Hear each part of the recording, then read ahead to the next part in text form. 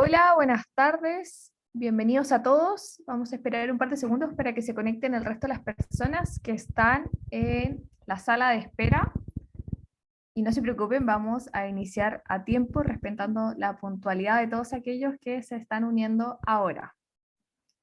Queremos darles las gracias por participar nuevamente en otra sesión del curso online ¿Por qué prosperan y fracasan los países? Agradecemos que nos estén acompañando este día a las 7 de la tarde. Apreciamos realmente el esfuerzo que hacen por estar acá, así que no vamos a decepcionarlos y vamos a ir de lleno con todo el contenido que se viene en esta clase que va a estar muy, muy buena. El día de hoy vamos a hablar sobre las instituciones y mercado, y para eso contamos con la compañía de Bastián Romero. Bastián, para quienes no lo conocen, es investigador de la Fundación para el Progreso, Bachelor en Economía de City University of New York Hunter College y es estudiante de magíster en Economía de la misma casa de estudios.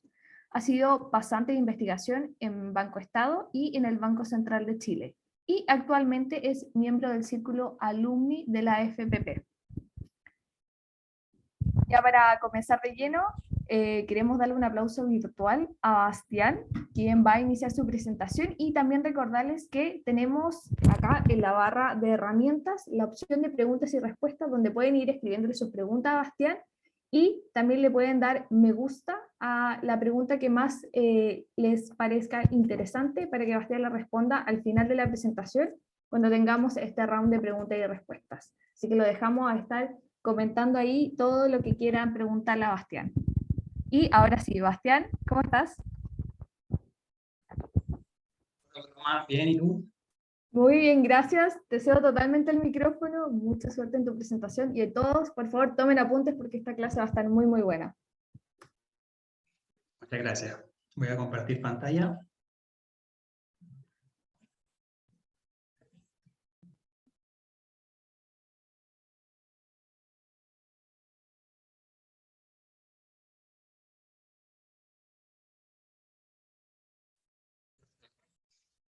Okay. Como decía Paloma, me toca presentar sobre instituciones y mercado. Y esta presentación está basada en un libro que escribieron dos economistas, Daron Acemoglu y James Robinson, que son dos muy buenos economistas de Harvard, y escribieron este libro que se llama ¿Por qué fallan las naciones? Y bueno, ellos dicen que en realidad el título que les querían poner era ¿por qué algunas naciones fallan y otras prosperan? Pero decidieron ponerle un título que pegase más y que se vendiera más, para así que su idea, su libro y sus ideas se propagaran más. Así que empecemos. La tesis de Acemoglu y Robinson comienza con las instituciones políticas versus las instituciones económicas. Ellos dicen que en las instituciones políticas se crean las reglas bajo las cuales se construyen las instituciones económicas después. Por ejemplo, en la reelección presidencial inmediata que existe en Estados Unidos, no sé si todos saben, pero en Estados Unidos un presidente puede gobernar por 4 años y después inmediatamente puede ser reelecto. Ahí se crea un incentivo político, porque si un presidente que actualmente está gobernando y se acerca el fin de su gobierno, está llegando al fin de los 4 años, y vienen los siguientes 4 años, bueno, en ese último periodo, en ese año de elecciones, tiene el incentivo para hacer políticas públicas o instituciones económicas que quizás son más populistas. Por ejemplo, no es que siempre pase, pero tienen un incentivo para hacer eso y así conseguir más votos para ganarse la reelección. A veces pasa eso. Y las instituciones económicas son las que crean los incentivos para determinar el crecimiento económico. Por ejemplo, en Estados Unidos y en gran parte del hemisferio oeste, en el mundo occidental, existe el tema de las patentes. Las patentes son una herramienta que se le da a los empresarios, a los emprendedores cuando innovan, cuando crean un producto nuevo, se les da el derecho de ser el dueño único de un producto. Es decir, que nadie más puede reemplazar, o no reemplazar, sino que nadie más puede producir el producto de la misma forma que la primera persona lo produjo. Eso pasa con con todas las innovaciones, con los celulares, con los computadores, todo lo que se registra bajo una patente, te da el derecho único de producir ese producto. Bueno, después de eso, Acemoglu y Robinson dicen que se hace la diferencia entre instituciones extractivas e instituciones inclusivas. Y estas pueden ser políticas extractivas, económicas extractivas e inclusivas. Y vamos a definirlas, o como las definen Acemoglu y Robinson. El poder político se asigna estrechamente, concentrado en unos pocos, y existe un Estado central incapaz de proveer bienes públicos en las instituciones políticas extractivas. Es decir, las instituciones políticas extractivas son las malas, las que concentran el poder en las manos de unos pocos, es decir, que no tienen una diversidad de gobierno. Por ejemplo, no existiría la diversificación de poder del Estado. Y es muy posible, o pasa mucho, que cuando hay instituciones políticas extractivas, las personas que están en el gobierno no son capaces de reunir los suficientes fondos mediante impuestos para financiar bienes públicos. Y las instituciones económicas extractivas son las que fallan en hacer los incentivos que promueven el crecimiento económico. Y por el otro lado tenemos las instituciones políticas y económicas inclusivas, que son todo lo contrario al anterior. En las instituciones políticas inclusivas existe el poder político descentralizado, generalmente con las tres ramas del gobierno, ejecutivo, legislativo y judicial, y aparte un banco central quizás. Y el Estado sí es lo suficientemente fuerte para proveer de bienes públicos, es decir, se puede recaudar suficientes fondos para financiar bienes públicos. Y en las instituciones económicas inclusivas se crean los incentivos y las oportunidades necesarias para aprovechar la energía, la creatividad y el espíritu empresarial en la sociedad. Es decir, las instituciones económicas inclusivas son las que promueven el emprendimiento, la innovación, que se creen más cosas, como el ejemplo de las patentes. Y ahora vamos a ver ejemplos de varios países, empezando con México, donde vamos a ver ejemplos de instituciones extractivas e inclusivas. Por ejemplo, en México, en 1929, se fundó este partido que se llama PRI, quizás muchos lo conocen, muy famoso, se llama el Partido Revolucionario Institucional. Cuando se creó este partido, este fue un partido unipartidista, es decir, no existían más partidos en México, y solamente ellos tenían el poder. Una institución política extractiva. Y, efectivamente, no era suficiente la recaudación de impuestos que ellos tenían, porque tenían un trato con las empresas privadas de que ellos no le iban a cobrar tantos impuestos, y de esa forma las empresas privadas iban a financiar, iban a pagar los sueldos del partido, pero eso significa que el gobierno no recaudaba tanto dinero y por ende no iba a poder financiar bienes públicos.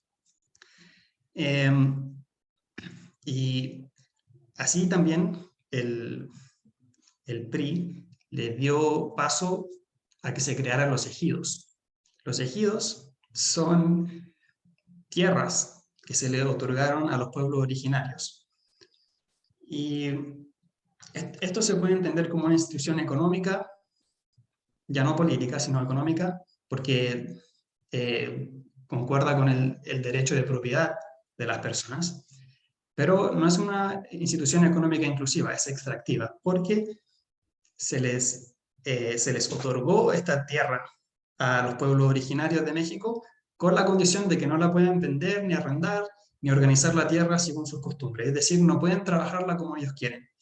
Tienen que hacer lo que el gobierno les diga o pueden tenerla ahí sin hacer nada. No pueden trabajarlas como ellos crean que sea mejor, con su espíritu emprendedor o innovador.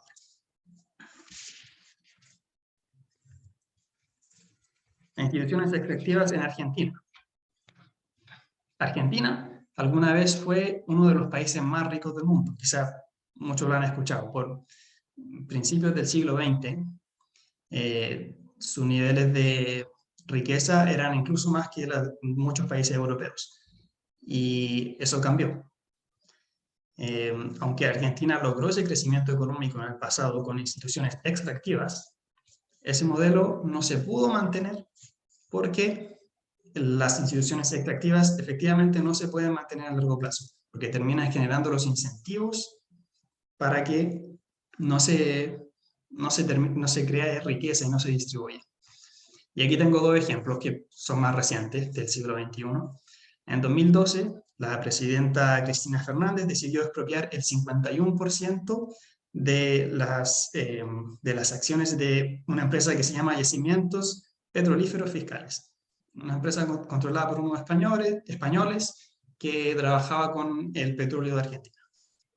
Y en el 2001 se hizo el Corralito. Quizás muchos lo han escuchado, muy famoso, donde a los argentinos se les prohibió retirar de sus cuentas bancarias más de $250 semanales, porque tenían mucho miedo con la inflación y con la crisis fiscal, y el gobierno no quería dejar de tener fondos y quería apropiarse de los fondos que las personas tenían ahorrados en sus cuentas bancarias, entonces no dejó que las personas sacaran más dinero y se apropió del 75% más o menos del dinero que los argentinos tenían guardado en sus cuentas bancarias. Bueno, estas dos instancias son ejemplos muy claros de que en Argentina no se respeta la propiedad privada, o al menos no se respeta como se ha respetado en Chile, o se ha respetado en Estados Unidos, o en el mundo occidental, en Europa. Y el no respetar la propiedad privada también es un claro ejemplo de una institución económica extractiva. Uzbekistán, que es un ejemplo más alejado. Al caer Uzbekistán era parte de la Unión Soviética, y al caer el presidente de ese entonces, que se llamaba Islam Karimov, se mantuvo en el poder, y se mantuvo en el poder hasta su muerte en el 2016, por mucho tiempo. Y él puso muchas como trabas a la innovación en Uzbekistán. Habían precios impuestos por el gobierno a los que los productores estaban obligados a vender. Y cuando el gobierno instaló esta medida como de control de precios para vender, cayó mucho la inversión de Uzbekistán. Y ya no se estaban creando nuevos puestos de trabajo, y el país se estaba hundiendo en una crisis cada vez más grande, así que el gobierno respondió a esto creando el trabajo forzoso, o sea, obligado, de los niños. Sí, o sea que los niños ahora tenían, como no habían inversionistas, no había gente dispuesta a trabajar, porque las ganancias no eran muchas con los precios fijados, los niños tuvieron que empezar a hacer trabajo forzado. Y esto era generalmente en campos de algodón. Como se ve en esa imagen, esas imágenes de Uzbekistán en esos tiempos. Y otro ejemplo de instituciones extractivas en Uzbekistán es que el gobierno es demasiado corrupto.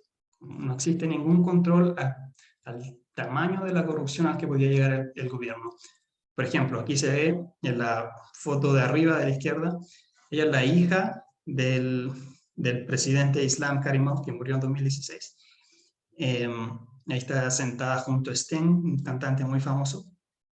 Bueno, ella usó recursos del Estado, desde la inteligencia, como del servicio secreto de Uzbekistán, para apropiarse por la fuerza, y por la fuerza me refiero con armas, con metralletas y todo, para apropiarse de otras empresas, de una empresa que se llamaba Interspan, que es una empresa de té, que era muy grande en Uzbekistán.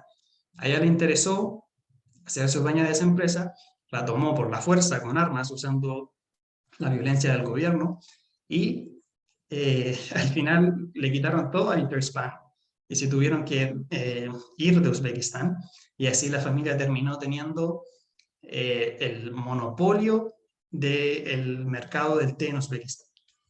Y así se cuenta que ella lo ha hecho con otras empresas, por ejemplo con Coca-Cola, y con Coca-Cola, y esto no está confirmado, pero está acusada de que ella también ha usado mecanismos de fuerza para hacerse con acciones de Coca-Cola. Bueno, esto nos lleva a explorar otro concepto, que se llama rent seeking. El rent seeking, que en español se traduce como una búsqueda de renta, se define como la creación de riqueza sin la previa creación de valor. Es decir, una empresa o un empresario, un emprendedor, quiere ganar dinero, pero no quiere hacerlo creando valor, no creando un producto que la gente valore con su subjetividad y que lo compre, sino le hace lobby al gobierno para que el gobierno le dé subsidios o ayudas monetarias y de esa forma ganar dinero. Bueno, se dice, hay muchos economistas que dicen que el rent seeking, o cuando un país cae en el rent seeking, esto termina siendo una de las mayores como amenazas al capitalismo, porque cuando una empresa se vuelve lo suficientemente grande, termina cayendo en como un ciclo donde su producto marginal, el, el valor que ellos obtienen por vender uno de sus productos o sus servicios es menor que el que obtienen por hacerle lobby al gobierno. Es decir, cuando se produce el rent seeking, las empresas tienen un incentivo para no crear riqueza, no crear valor, sino presionar al gobierno para que les dé beneficios. Y ahora pasamos a las instituciones inclusivas. En Estados Unidos, un ejemplo es el check and balances y la propiedad privada. El check and balances y la propiedad privada son conceptos que se determinan en la Constitución de Estados Unidos. Check and balances significa como mantener un equilibrio entre los poderes del Estado. Como se ve en la foto aquí, la Constitución de Estados Unidos fue diseñada de tal forma que el Poder Judicial no pudiese tener un poder macabro sobre el poder presidencial y al mismo tiempo el poder presidencial no pudiese tener un poder mucho mayor al poder judicial y así también con el Congreso, con el poder legislativo. Ninguno de los tres puede tener más poder que el otro y así los dos se van manteniendo. O sea, perdón, los tres se van como manteniendo a flote y nivelados. Y eso también pasa con los estados. Estados Unidos está compuesto por 50 estados. De estos 50, ninguno tiene mucho más poder que otro, aunque algunos son más ricos, algunos tienen más población, son igualmente representados en el Senado. Y también tienen este sistema donde un estado no puede tener más poder que otro, o el gobierno federal, que es el gobierno de toda la nación, no puede tener tanto poder sobre los estados, porque los estados tienen cierto grado de autonomía. Y también en Estados Unidos se cuida mucho el tema de la propiedad privada. Estados Unidos hace mucho tiempo marca los rankings que tiene un respeto por la propiedad privada mucho mayor al promedio de lo que se tiene en el mundo. Y generalmente pasa así con los países desarrollados, como Estados Unidos, Inglaterra, Nueva Zelanda, Holanda, este tipo de países. Están muy altos en el ranking del respeto a la propiedad privada. Y es que cuando se respeta la propiedad privada, como veíamos con el tema de las patentes, se crea el incentivo para innovar. Si alguien te dice a ti que cuando te dan propiedad privada, puedes hacer de tu propiedad como tú quieras disponer de ella, entonces tú puedes elegir a qué precio venderla o tú puedes optimizar cómo puedes sacar más ganancia de lo que tú produciste. Instituciones inclusivas en Chile. Solamente voy a dar un ejemplo, que es el sistema electoral, de cómo se volvió inclusivo, porque no solía serlo. Antes de 1958, el voto no era secreto en Chile. Y muchas personas, no sé si muchos manejarán el concepto, pero había gentes que trabajaban para los terratenientes, se les denominaban inquilinos. Estos inquilinos no tenían derecho al voto secreto, sino que sus terratenientes los supervisaban, veían por quién votaban y los presionaban para que votaran la mayoría del tiempo por candidatos del partido de derecha. Y bueno, cuando en 1958 se cambió esto y el voto comenzó a ser secreto, se comenzó a votar en urnas, el voto de los partidos políticos de derecha bajó significativamente. Entonces aquí se puede ver cómo una institución pasó de ser extractiva a ser inclusiva, porque se crearon los incentivos para que la persona estuviese protegida. Uno ya no tenía que responder a su terrateniente, o el terrateniente ya no tenía cómo verificar que alguien iba a votar por la persona que el terrateniente quería. Bueno, una vez que ya hemos terminado con los ejemplos de las instituciones, voy a pasar a hablar de instituciones más específicas, por ejemplo, los bancos centrales. En sus primeras versiones, los bancos centrales, que nacieron en Suecia y en Inglaterra por el siglo XVII, su función principalmente era prestar dinero al gobierno cuando al gobierno le faltaba, cuando no reunía lo suficiente en impuestos, y también emitir una moneda como herramienta para el intercambio. Antes, cuando primero se crearon los bancos, las monedas no eran monedas como las conocemos nosotros, sino que eran como más grandes o hechas con el mismo material preciado, como el oro, plata, ese tipo de cosas. Después de un tiempo se pasó a la moneda a papel. Durante el siglo XX, o sea, mucho tiempo después, recién empezó a venir una nueva ola de bancos centrales donde se empezó a preocupar un poco más por la estabilidad financiera. La inflación siempre había sido un problema. Siempre pasó que había más producto de la sociedad de lo que, de que había más dinero de lo que habían producto de la sociedad y por ende los precios de los productos subían. Pero solamente en el siglo XX se empezó a preocupar porque el Banco Central mantuviera esa inflación a niveles estables.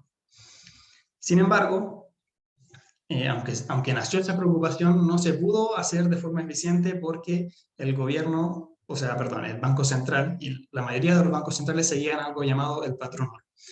¿Y qué es el patrón oro? Es que un gobierno o un banco central no podía emitir más moneda, ya sea papel o en metal o lo que sea, de lo que tenían en oro. Es decir, un país tenía una cierta cantidad de lingotes de oro guardadas en una bodega y tenía que emitir una cantidad de monedas que era equivalente a esa cantidad de lingotes de oro.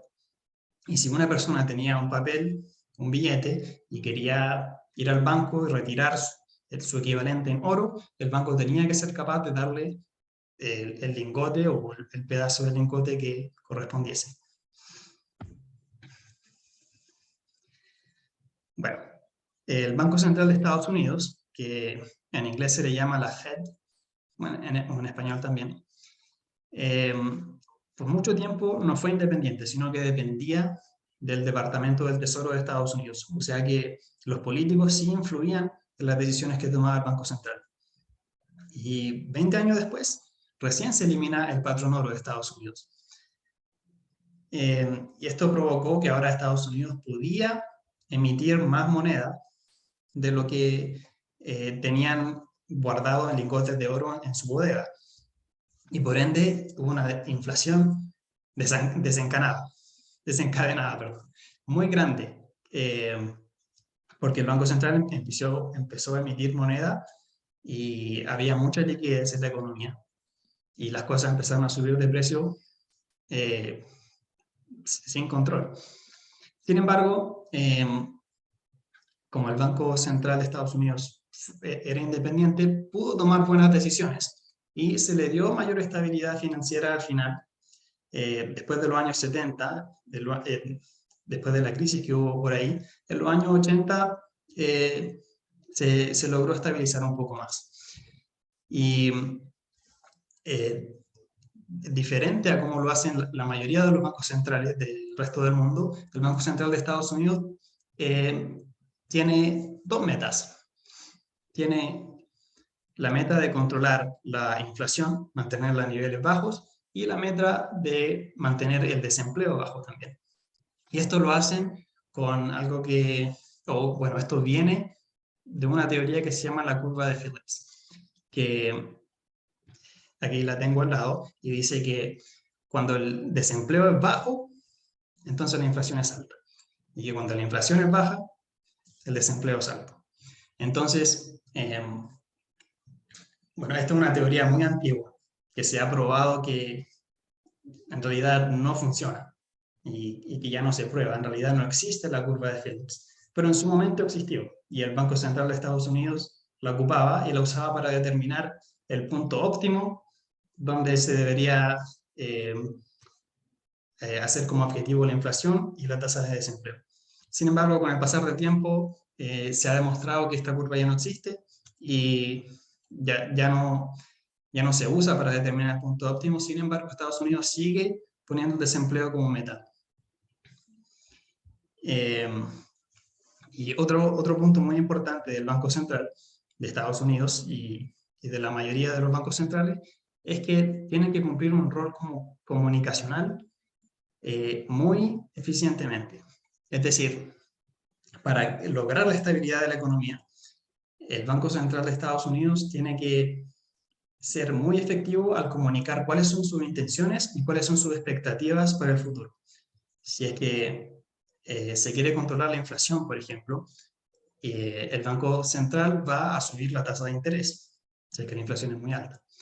Entonces el Banco Central tiene que, apenas decida que va a subir la tasa de interés, comunicarlo para que así los empresarios y pueden ser los grandes empresarios, los pequeños empresarios y las personas en general, los inversionistas, todos se puedan preparar para esta alza de la tasa y puedan planear acorde. Entonces, muy importante que el Banco Central, cada vez que tome decisiones, las comunique rápidamente y efectivamente, es decir, que la gente la tiene que entender para que así se estabilice y se suavice el destello de la inflación. Y aquí pongo algunos unos postulados de Gary Becker, que fue un premio Nobel de Economía y un economista muy bueno que sigue vivo, y los que están interesados en economía les recomiendo leer mucho sobre él. Él tiene varios pensamientos sobre la independencia del Banco Central. Él en general está muy de acuerdo de que el Banco Central sea independiente, pues en la mayor parte sea independiente, pero no al 100%, porque él dice que cuando el Banco Central se desentiende mucho de la política fiscal, es decir, de lo que está haciendo el gobierno, ya sea en materia tributaria o en ayudas fiscales a las empresas, por ejemplo, puede que tome decisiones que no vayan acorde a lo que está haciendo el gobierno y al final termine haciendo un desequilibrio de la economía. Y lo mismo puede pasar también con la banca privada, el Banco Central. Si es que está muy desentendido del gobierno, puede terminar cayendo como bajo el control de la banca privada. Si es que está muy poderosa, como el Banco Central se encarga de prestarle dinero a la banca privada, puede que se le haga muy difícil mantenerlos como fuera de su tabla de decisiones. Entonces Gary Becker dice que lo ideal sería que el Banco Central tenga metas claras, determinadas, ya sea en la Constitución o en las leyes, para que todos sepan lo que va a hacer el Banco Central o lo que debería hacer el Banco Central, y que el Banco Central tiene que ser, como comentábamos recién, muy eficiente en comunicar todas las decisiones que toma. Y tienen que tener metas muy rígidas. Por ejemplo, lo que se hace en la actualidad es que los bancos centrales tengan una meta ya determinada. En Chile, la meta es de tener una inflación del 3% cada año. En Estados Unidos es del 2% cada año. Y a eso se apunta siempre. Todas las decisiones que toma el Banco Central de Chile deberían ir acorde a apuntar que la inflación sea el 3% a final de año. Aunque se sepa que ese no sea el caso. Por ejemplo, el año pasado y este año se sabe que no vamos a tener una inflación del 3%. Sin embargo, todas las decisiones que toma el Banco Central son para bajar la inflación hasta ese nivel, lo más que se pueda. El Banco Central Argentino. Le puse aquí de dudosa independencia porque el Banco Central Argentino y su antiguo director decía no estar sujeto a órdenes, indicaciones, instrucciones del Poder Ejecutivo Nacional. Es decir, el Banco Central Argentino siempre decía, no, nosotros no estamos siguiendo las órdenes de Cristina Fernández o del presidente que estaba a cargo. Sin embargo, durante el gobierno de Cristina Fernández, pasó mucho que el Banco Central obedecía todas las solicitudes que le hacía Cristina Fernández de emitir más moneda y generaba mucha inflación. Nunca se ha comprobado al 100% que el Banco Central está totalmente influido por el gobierno, pero todos piensan que sí. Bueno, hay otro concepto que se llama el Banco del Desarrollo. Existen varias instituciones en Chile y en el mundo que están encargadas a promover el desarrollo económico. En Chile tenemos la Corfo y Banco Estado, que por más que tengan sus críticas con estas instituciones, esa es su misión. Banco Estado, en general, trata de bancarizar a las personas que menos acceso tienen al banco y también de dar créditos a las tasas más bajas posibles a pequeñas empresas. Y la Corfo también trata de dar premios o tipo de becas, como subsidio, ayudas a las pymes, a los que están empezando a emprender. Internacionalmente tenemos el Fondo Monetario Internacional, que es una entidad internacional, como lo dice su nombre, que tiene dinero y lo presta a tasas más bajas a distintos países, sobre todo los países emergentes. Argentina tiene una deuda gigantesca con el Fondo Monetario Internacional y crea inflación con el Banco Central, emite más moneda y usa esta plata que ellos mismos crearon para pagar su deuda, después piden más deuda, están en un ciclo donde se endeudan y piden más y más inflación. También está la banca privada. Estos son los bancos comerciales, donde uno va. En Chile tenemos, no sé, el Banco de Chile, el PCI, el Banco Santander, el Scotiabank. Internacionalmente está JP Morgan, el Bank of America. Está llenísimo de bancos privados, algunos mucho más grandes que otros. Y estos cumplen un rol importantísimo en la sociedad también, porque la función de los bancos principalmente es prestar dinero. Y como existen muchos bancos, cuando ellos prestan dinero, se pelean por los clientes, ¿cierto? Todos quieren ser el banco que más presta, entonces las tasas de interés compiten y son lo más bajas posible. Esto cuando existe competencia, no siempre la existe. Pero cuando existe competencia entre los bancos privados, las tasas a las que se presta dinero suelen ser más bajas. También los bancos privados, como están motivados por las ganancias, tienen el incentivo para producir mejores productos y ofrecer más seguridad y privacidad a sus clientes de lo que lo haría un banco estatal, por ejemplo. Un banco estatal quizá no tendría tanto incentivo para innovar o para dar tanta seguridad o privacidad, para garantizar la privacidad a sus clientes. Un banco privado, como tiene que competir con otros bancos y quieren que los clientes lo elijan a ellos, sí, tiene que garantizar este tipo de cosas para ser más competitivo. Y también quería mencionar otro ejemplo, que en Estados Unidos, en el año 2020, cuando empezó la pandemia, se empezó un paquete de ayuda a las personas donde se hicieron transferencias directas de dinero a todas las personas que eran adultas y que no eran dependientes de sus padres. Independiente de si tenían o no trabajo, si es que quedaron cesantes por la pandemia, a todos se les hizo una transferencia de dinero por, si no me equivoco, $1,200, donde sin la necesidad de devolverla ni nada, solamente para estimular la economía, se les pasó dinero a casi todas las personas.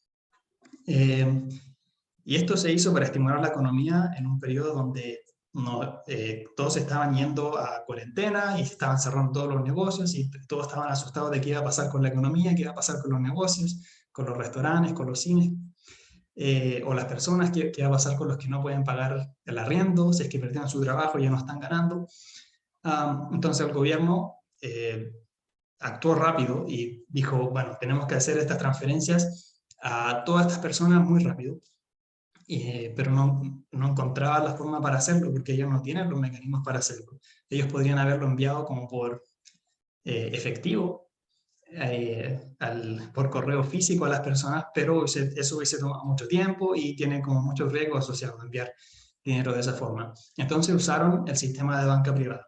Como sabían que casi todos en Estados Unidos tienen acceso a una cuenta corriente, una cuenta bancaria con un banco privado, hicieron un trato con los bancos para decir, oigan, por favor, ustedes tienen que transferirles, tienen que identificar a todos los usuarios y transferirles el dinero que nosotros les vamos a pasar a ustedes.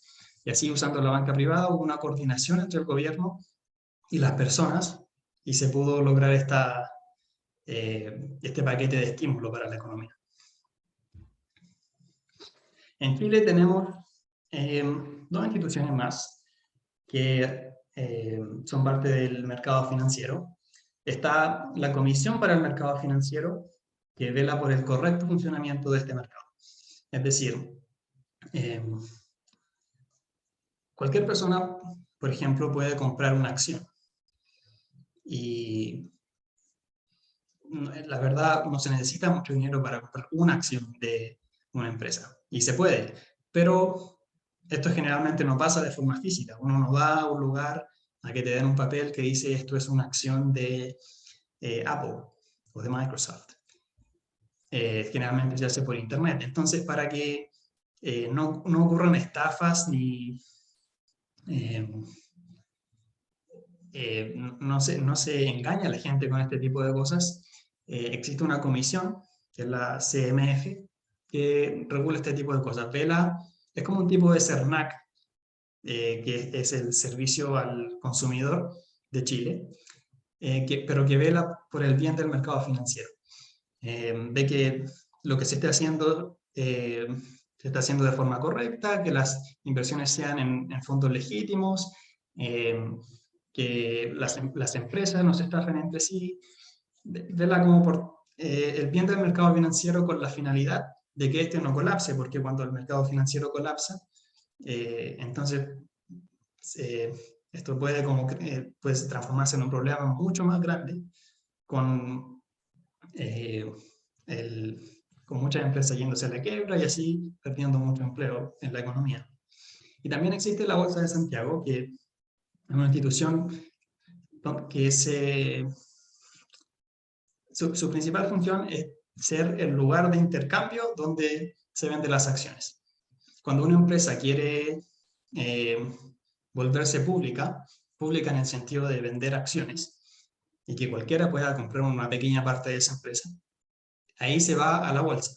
Y cuando una empresa se va a la bolsa, las personas pueden comprar, los inversionistas pueden comprar, y la bolsa funciona como ese intermediario donde ocurre esa transacción, ese mercado. Ok, y en Estados Unidos tenemos dos instituciones que se llaman Fannie Mae y Freddie Mac, que son compañías hipotecarias respaldadas por el gobierno federal, creadas por el Congreso de Estados Unidos. El propósito de estas instituciones es que, cuando se crearon fue darle más acceso a las personas a créditos hipotecarios para que pudiesen comprarse una casa. Y se dice que estas empresas fueron las causantes de la gran recesión, de la crisis financiera del 2008, porque estas empresas que son estatales obligaron al resto de los bancos a dar tasas de créditos hipotecarios mucho más bajas de lo que se hubiese dado en el mercado normal.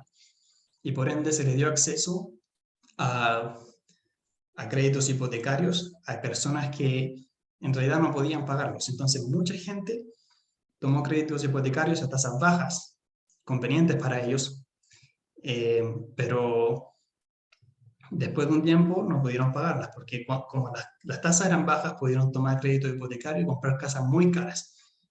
Se pueden haber ido a vivir a las casas, pero después de un tiempo su nivel de ingreso no fue suficiente para pagar el crédito que habían pedido. Entonces, muchas de estos créditos hipotecarios se rompieron, se rompió el contrato y que se hizo mucha deuda impagada en Estados Unidos. Y este fue como el inicio de la crisis financiera. Bueno, el libro para volver un poco al tema de las instituciones, el libro de Acemoglu y Robinson también tiene críticas. Especialmente hay dos economistas que son Peter Henry y Conrad Miller, que dicen que ellos pueden ofrecer un contraejemplo de que en realidad no son las instituciones las que determinan el crecimiento económico, sino son las políticas públicas. Y ellos lo hacen con el contraejemplo de Barbados y Jamaica. Dicen que estos dos países en 1960 tenían más o menos el mismo nivel de riqueza. Barbados era un poquitito más rico que Jamaica, pero no por mucho. Y estos países se independizaron en fechas, al mismo tiempo, perdón. Entonces, tenían instituciones muy similares, si es que no las mismas. Sin embargo, hoy en día, Barbados es mucho más rico que Jamaica. Entonces, Henry y Miller dicen, ¿cómo pasó eso? Si tenían las mismas instituciones, ¿por qué un país se volvió más rico que el otro? Y Henry Miller argumentan que esto se debe a que tuvieron diferentes políticas públicas desde entonces, y no diferentes instituciones. Sin embargo, Acemoglu y Robinson dicen que en su investigación ellos no distinguen entre políticas públicas e instituciones porque las buenas políticas públicas nacen de políticos que tienen los incentivos correctos para hacerlas. Y en Jamaica pasaba más o menos eso, que debido a la geografía y al terreno de Jamaica, que es un poco más montañoso, los trabajadores tenían más opciones de trabajar en otras partes y no trabajar como en la metrópolis, en la ciudad, sino que podían ir al campo o vivir más lejos del centro urbano. Mientras que en Barbados la cosa no era así.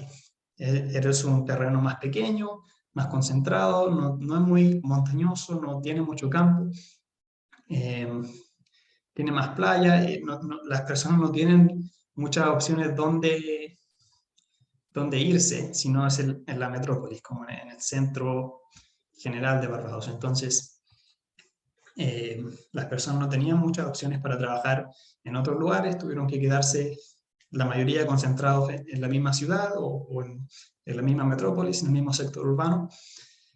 Y esto ocasionó que se hicieran diferentes políticas públicas, pero en realidad fueron las instituciones las que crearon las que dieron paso para que se crearan políticas públicas de calidad que permitieran que en Barbados se creara más riqueza.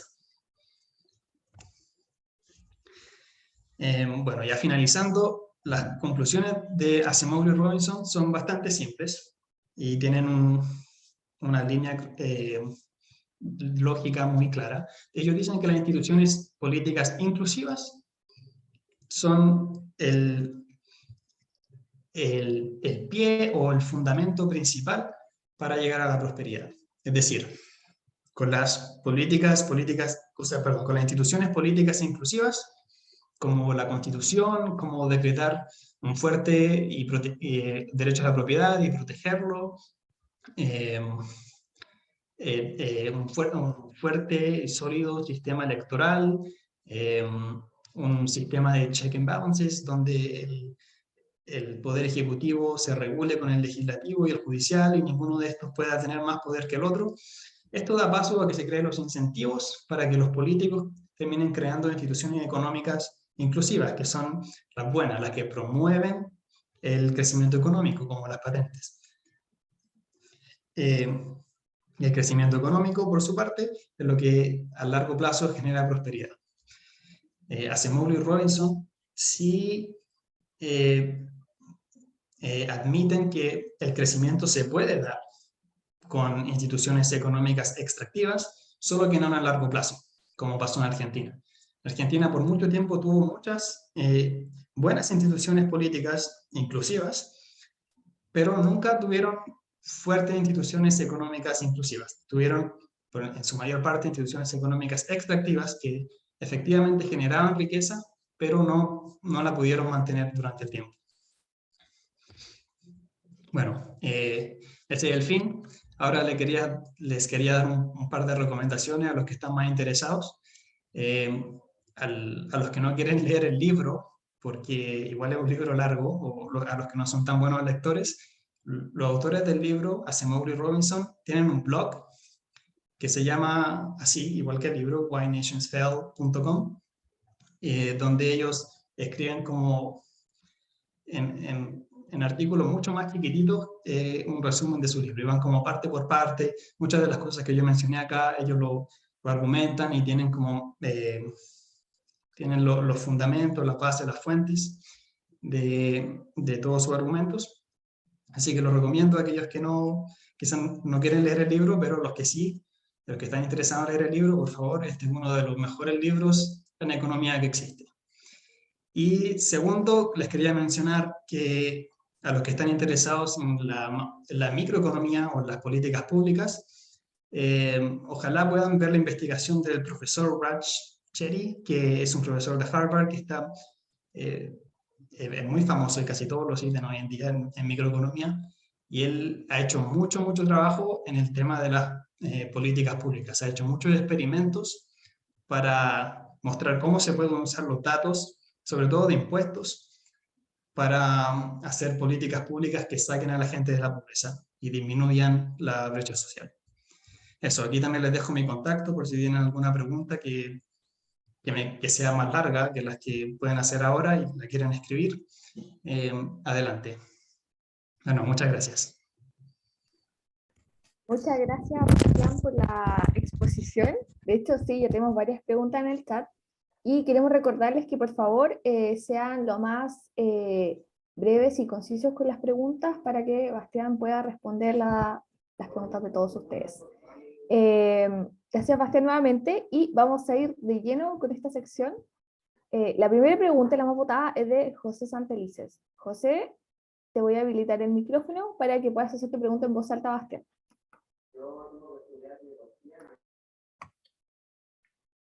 Muchas gracias por la oportunidad de preguntar. ¿Cómo se le puede poner freno al clientelismo vía creación de empleos públicos? Los gobiernos de turno vienen aumentando el gasto público de manera aceleradísima, dando espacio a este tipo de malas praxis. Mientras la gente no tome una postura crítica frente al actuar del gobierno, está muy difícil hacer un contrapeso.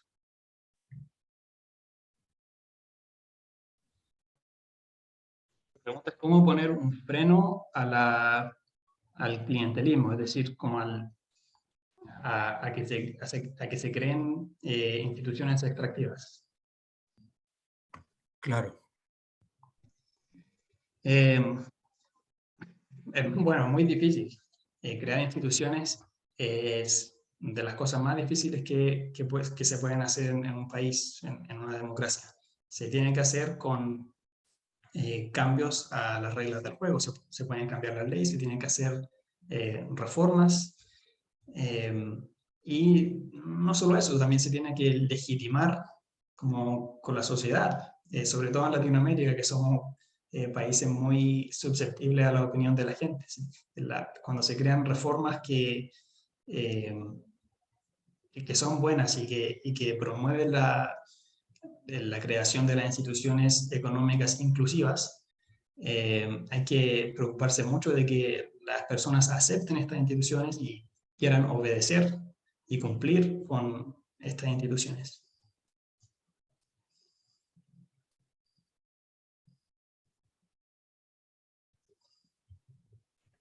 No me podía desactivar el silencio. Tenemos otra pregunta de Ángel Monroy. Ángel, acabo de habilitarte el micrófono para que puedas hacer tu pregunta en voz alta. Ok, ¿me escuchan? Sí, te escuchamos. Ok, bueno, la pregunta que yo quería hacer básicamente era, porque no soy economista, soy abogado, es ¿qué es la tasa de interés del Banco Central y cómo esta incide para que los empresarios en particular puedan tener auge o en su defecto un declive? Que si la puedes explicar de manera sencilla. Sí. Bueno, es bastante complicado el sistema en que funciona, la verdad, pero lo que trato de explicar de manera sencilla. Cuando el Banco Central se dice que baja la tasa de interés, el Banco Central no está bajando directamente la tasa de interés a la que yo puedo pedir un crédito. Si yo mañana quiero pedir un crédito de consumo, la tasa de interés que me van a dar ahí no tiene tanto que ver con la tasa de interés que le da el Banco Central, no es la misma, pero sí está relacionada. Cuando el Banco Central dice que sube o baja la tasa de interés, lo que está haciendo es subir o bajar la tasa de interés a la que presta dinero al resto de los bancos, a la banca privada.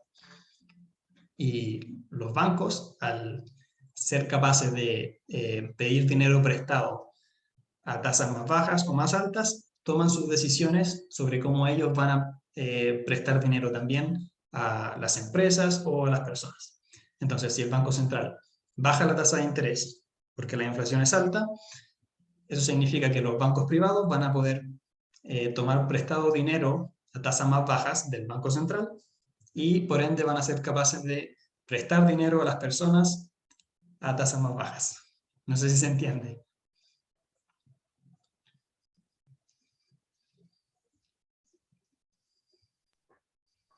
Ángel. Bueno, en todo caso, ahí contesto por el chat. Dice que todo Sí, claro. sí, perfecto, perfecto. Quedó bastante claro, la verdad. Tranquilo.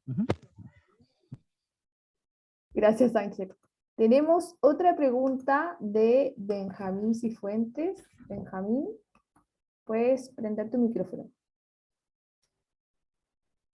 Hola, ¿se escucha? Sí, te escuchas.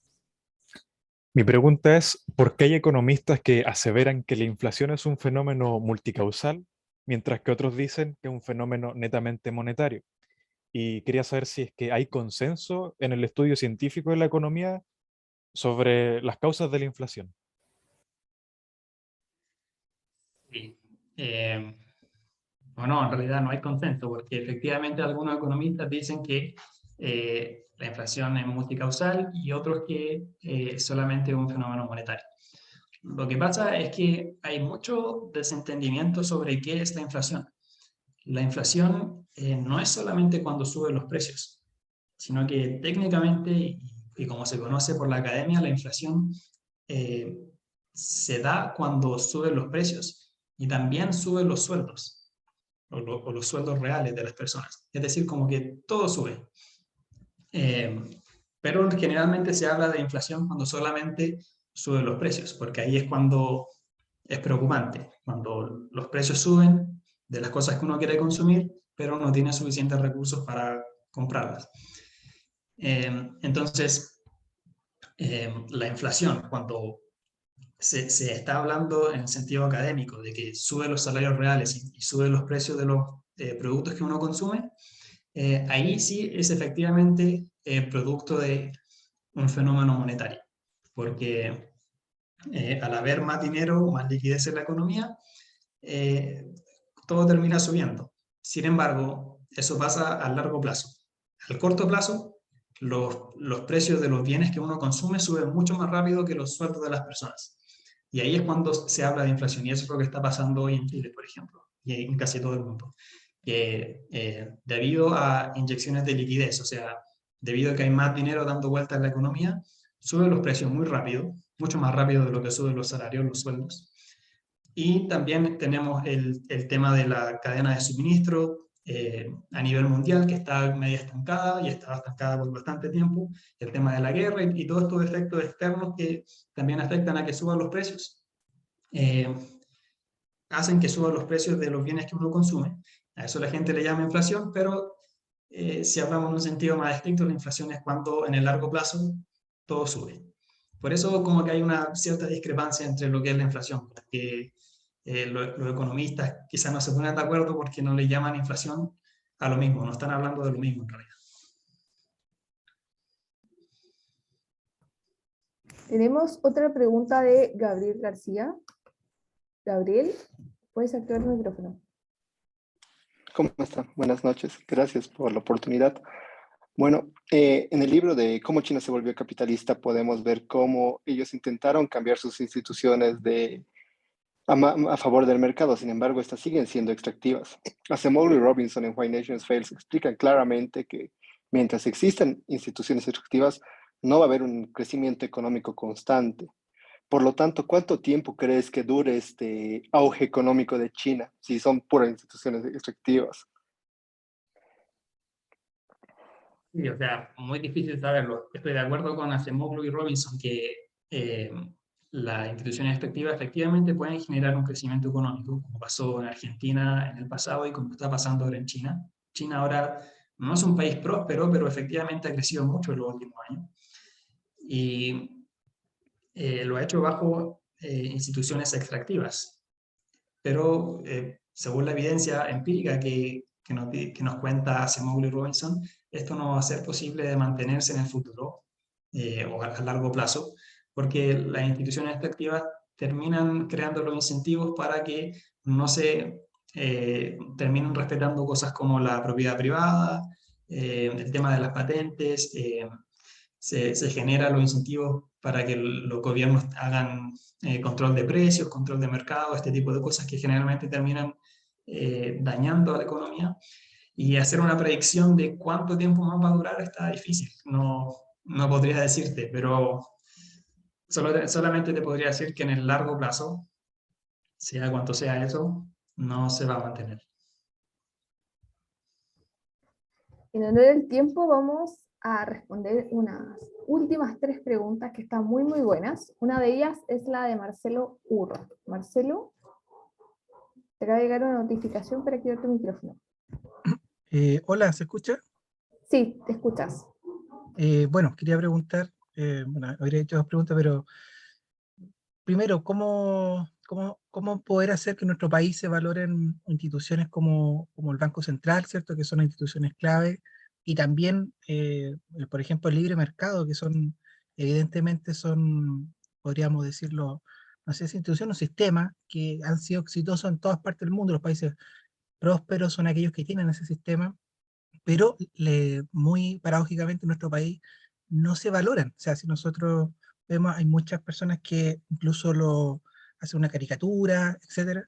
Entonces, ¿cuál es la clave con respecto a eso? Que quizás en otros países han ocurrido que sí se valora, y por lo tanto, obviamente, tenemos ahí instituciones, como se llamaban, inclusivas, que finalmente, entre paréntesis, las instituciones están conformadas por personas, y las personas finalmente quizás han tenido otra información respecto a eso, o han actuado de forma distinta a lo que acá en Chile se actúa. Eso quería preguntar solamente. Y, bueno, esto es más como una opinión, yo creo que la forma de legitimizar las instituciones y defenderlas es comunicando, haciendo que se entienda cuál es el rol de las instituciones, cuál es el rol del sistema judicial, cuál es el rol del Congreso, del Banco Central.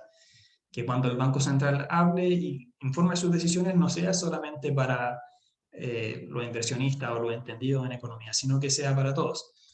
Y el Banco Central sabe eso y últimamente lo ha estado tratando de mejorar.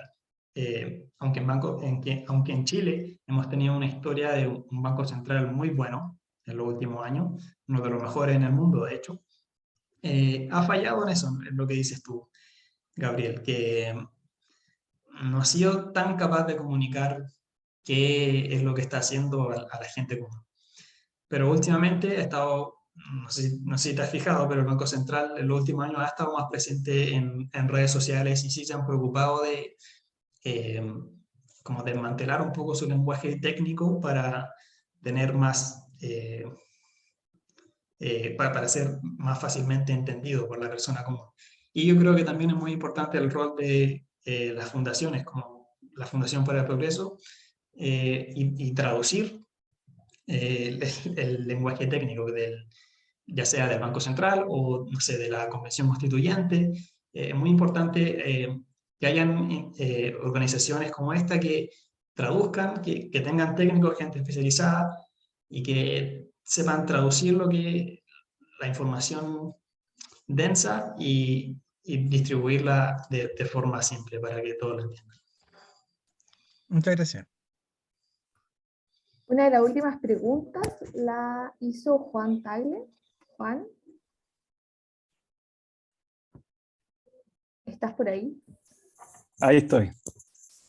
Hola, buenas tardes. Yo, Bastián, Hola. quería saber tu opinión respecto del concepto de Estado emprendedor. Y ojalá si tú pudieras ilustrar con experiencia a lo mejor comparada, te lo agradecería un montón. Ok, el Estado emprendedor es una teoría de que el Estado debería ser el encargado de emprender en su mayor parte y no la empresa privada, no las personas como tal. Esta teoría tiene mucho arrastre. Nació con una economista muy conocida que se llama Mariana Mazzucato y que tiene mucha influencia en el programa económico de Gabriel Boric y de George Jackson. Y lo que dice ella es que el Estado, al ser el gobierno y ser receptor de impuestos, al siempre estar en esta categoría de ser receptor de impuestos, nunca se le va a acabar el dinero, porque siempre va a estar recibiendo dinero de los contribuyentes. Entonces, el Estado, a diferencia de otras empresas privadas, se puede dar el lujo de tomar riesgos gigantescos. Por ejemplo, para innovar en temas médicos, como el tema de las vacunas, por ejemplo, se necesita una inmensa cantidad de capital. Y por eso existen muy pocas empresas que se dedican a esto, las farmacéuticas. Es muy riesgoso crear un nuevo medicamento o una nueva medicina porque se necesita mucho capital, millones y millones y millones, y puede que no te resulte, puede que no te lo apruebe la agencia del gobierno encargada de aprobar tu medicamento o tu vacuna, y puede que hayas tirado mucho dinero a la basura. En cambio, el gobierno, según Mariana Mazzucato, sí puede darse el lujo de tomar estos riesgos gigantescos porque si es que llegase a perder todos sus fondos, bueno, el próximo año le van a llegar más fondos de otros contribuyentes. Entonces, eso es más o menos lo que ella teoriza, que el nivel de riesgo que puede tomar el Estado es mucho mayor que lo que pueden tomar las empresas privadas. Entonces, por lo tanto, el Estado debería tomar mucha más iniciativa al momento de emprender, de crear innovación. Sin embargo, la mayor crítica que se le hace es que, o sea, la crítica que se le hace a la teoría de Mazzucato es que el Estado no es bueno emprendiendo. Las cosas que terminan saliendo del Estado no son buenas. Aunque sea verdad que el Estado efectivamente tiene la capacidad de tomar mayores riesgos, el Estado no tiene los incentivos para gastar el dinero de forma eficiente y por lo tanto no tiene los incentivos para innovar y crear cosas que realmente generen valor y en largo plazo riqueza para el resto de las personas. Eso en simple. Tenemos la última pregunta de la sesión de hoy, que es de Danilo Arregada. Danilo, puedes hacer tu pregunta en voz alta ahora.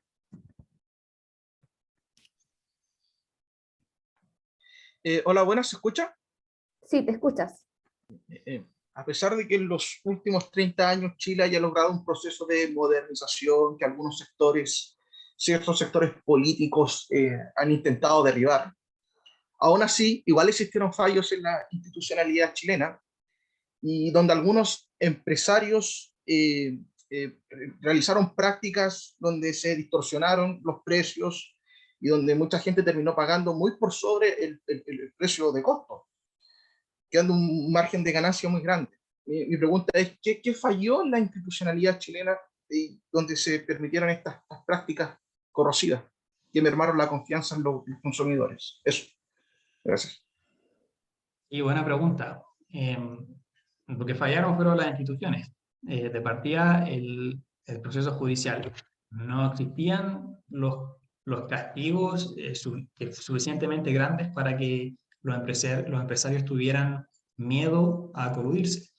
Existía como un incentivo a la colusión porque los castigos no iban a ser muy grandes, e incluso si es que te pillaban y te querían castigar, seguramente podías irte por el lado, sacarte el problema con un poco de dinero, con, no sé, sobornos, ese tipo de cosas.